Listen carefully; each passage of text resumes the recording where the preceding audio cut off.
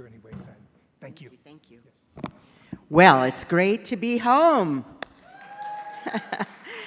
This is the club that I want to be part of. Thank you so much for including me as you open day 2 of this magnificent gathering. And this is the what annual? 17th annual. Whoa-wee. I've only been part of it for maybe 7. I'm impressed, 17. Give yourselves a round of applause. Amazing. How many of you have been here all 17? Anybody? All right. 10.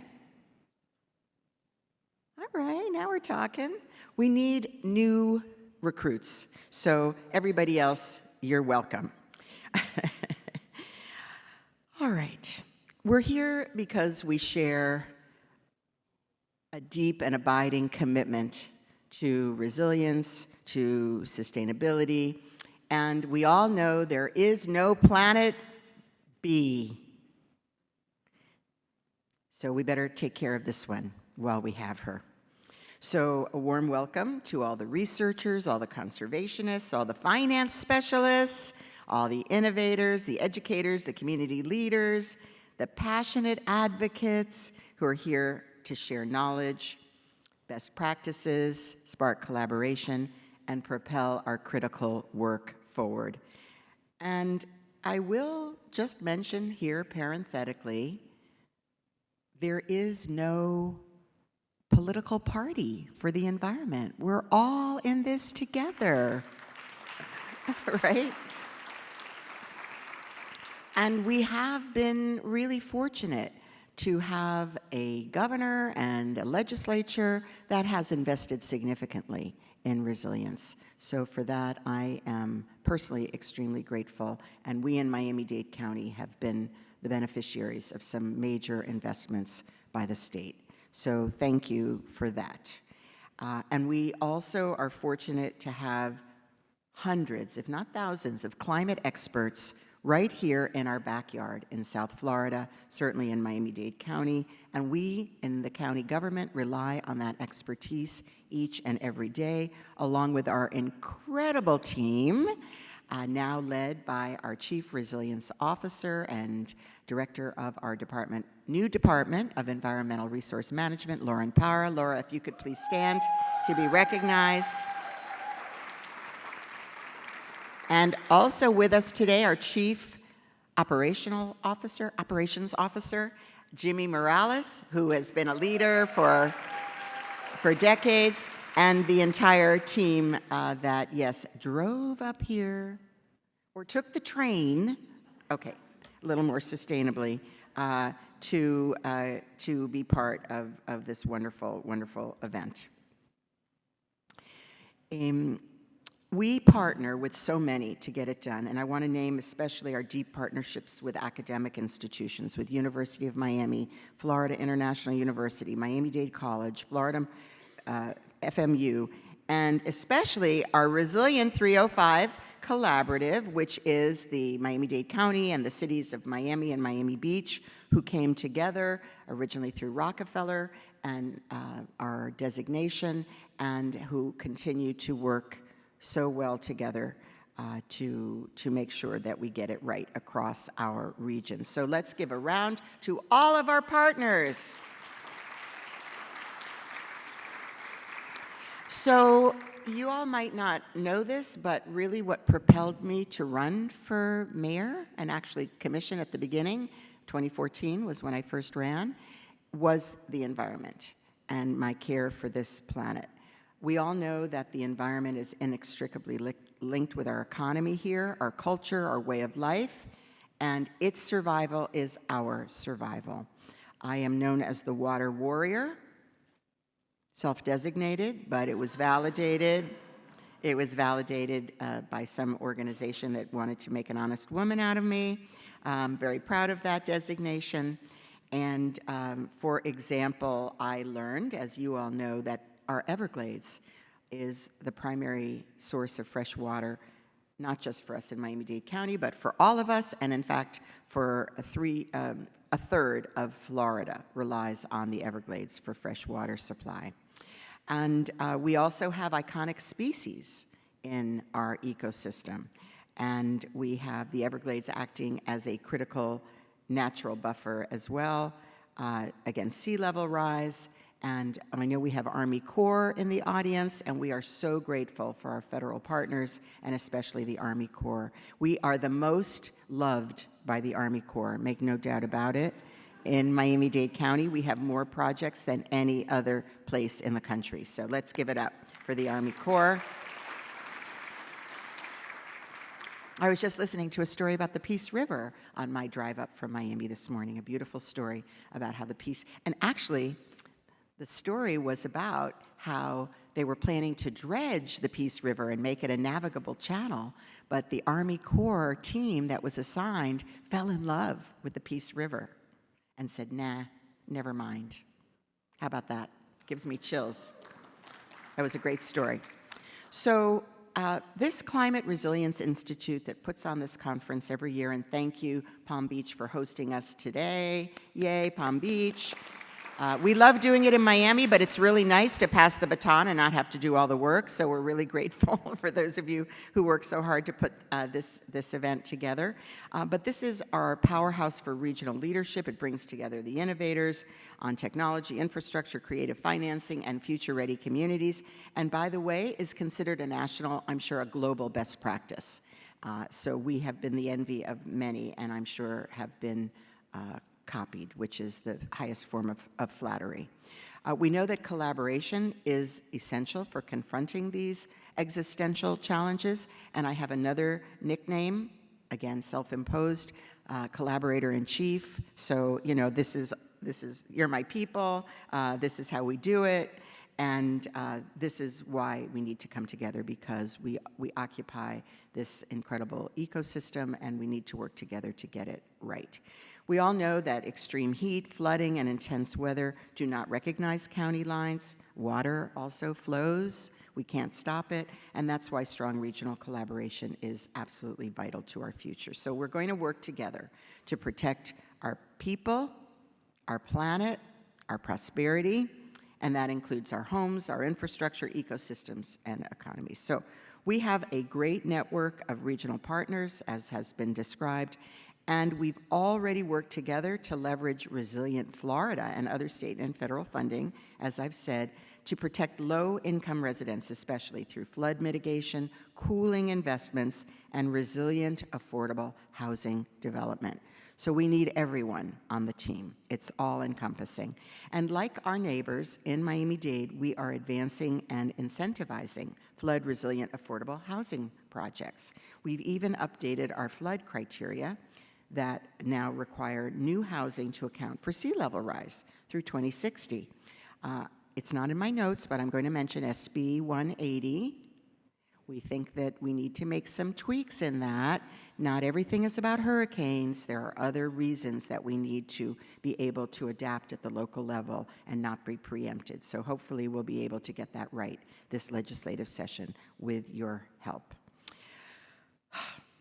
Our investments in storm surge protection, flood mitigation, and hardened infrastructure have earned us top FEMA ratings. Go FEMA. Still with us? Yay, FEMA. And that has translated into flood insurance savings for our residents.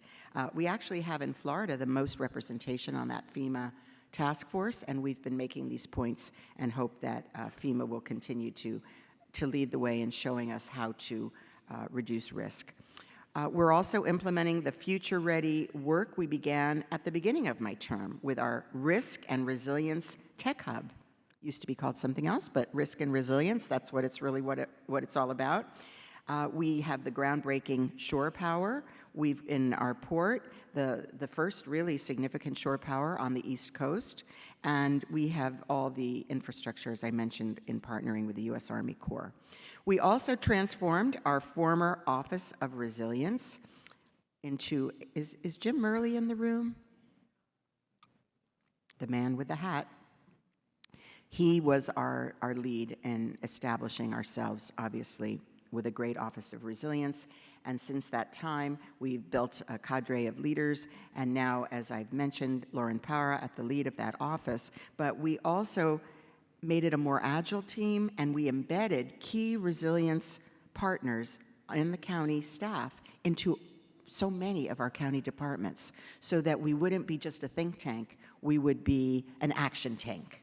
And so we've embedded resilience people throughout our county government.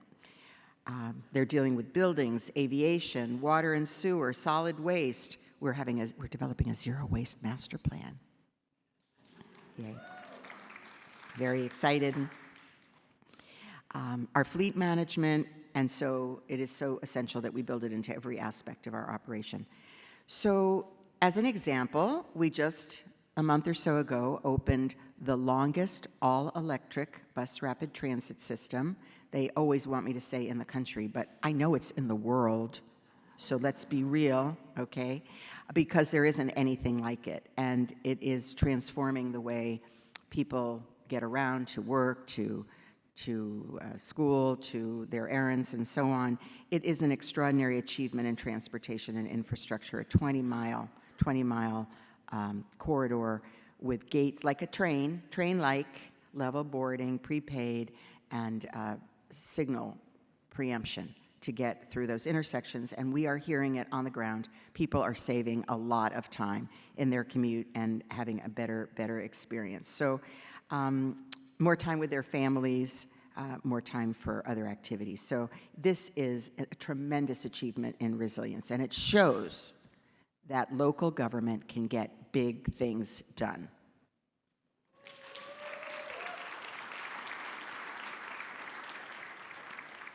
We've taken the same approach to the sponsoring of our Back Bay study by the Army Corps. We're advancing nature-based and hybrid solutions to protect against sea level rise. That includes mangroves, living shorelines, reef systems, along with traditional infrastructure. And you know, we had to push the reset button because originally that was not in the Corps' plan, but the Corps can learn just like everybody, and they said, yes, you're right, we're going to reset and include those nature-based and hybrid solutions. And just a month or so ago, we kicked off our EAR process. And I was supposed to memorize what that stands for. Help me now. That's right. That's the trick. It's not environment. It's evaluation. Appraisal report. Thank you so much. Okay. That's what we started. Every 7 years, like the locusts, you have to do it. And so we're meeting with countywide experts. We appointed a panel of cross-section leaders with different perspectives to give input to our comprehensive development master plan. And we sure hope the legislature doesn't say, sorry, you can't do that anymore. So please, everybody with channels, pray to the authorities that we get to keep doing this. But it's really important that at the local level we can guide future growth, address our state requirements, and incorporate public input on urban development, climate change, and infrastructure. So we are building a more resilient Miami-Dade. How many days a year? 365. I didn't have to ask for your help. I knew that one. Okay. And resilience is even tied to our national security. We've long been on the front lines of climate-driven disasters and emerging cybersecurity threats, and we are working closely with our defense departments to incorporate resilience because it is so critical to their operations and to our security. So we're very, very proud of those partnerships as well. In fact, I would say that we are global leaders in resilience because we had to be. It wasn't a choice. We've endured the major storms. Knock on wood, we didn't get any this year, but Andrew and Irma, two of the biggest in recent memory. And in response, we have developed one of the most advanced emergency management systems in the country. And by the way, I've created a few departments to emphasize their importance, and one was a Department of Emergency Management, along with a Department of Environmental Regulation. But we must continue. There's more to do. We must modernize our ports, our airports, our energy grid, and our digital networks, too, so that we can withstand the threats today and tomorrow. And so, how will we achieve that? We have to ensure that our first responders have the state-of-the-art tools that they need to train and protect our community. We need to strengthen our supply chains so essential goods and services remain available during crises. I know I just approved a contract yesterday that had to do with preparation for disasters, and I hope you all are doing the same in your communities. We must continue our collaboration with academic institutions so that South Florida can continue to provide that cutting-edge research we need to inform policy at every level. We are also incorporating green and blue infrastructure across the entire region, living shorelines, bioswales, all the nature-based solutions that our residents want and need. And so we have to work with private industry to get it done, and willing residents. And that is also where you come in, because you need to be the ones that communicate with the public and help to make sure they understand the critical nature of all of this. We need to acquire lands now. We need to think ahead for all of the exigencies. And it needs to go beyond, like none of you were here 17 years ago, some of you 10, but we need to plan for the future when we may not be in these same seats. So we need to really get ahead, and this demands fresh thinking and bold action. So I'm in my second term. I've served 5 years as mayor. I have 3 good years to go, and my mission is clear for the remainder of my time as mayor. I must continue to do and accelerate this work so that it can endure far beyond any single administration, and that has become top of mind for me. It doesn't have to be about the water warrior. It needs to be about all of the water warriors. So we're working on mass-scale conversion. We don't run from challenges. We tackle them head-on, and now more than ever, we must build on this momentum. So my challenge to each of you today, throughout this summit, collaborate boldly. Don't just have that nice conversation. Plan how you're going to do these things together. Identify the next big idea, the next bold action that will keep us safe and thriving for the next century. Don't shy away from ideas that seemed impossible just a year ago, because you know what? They're happening.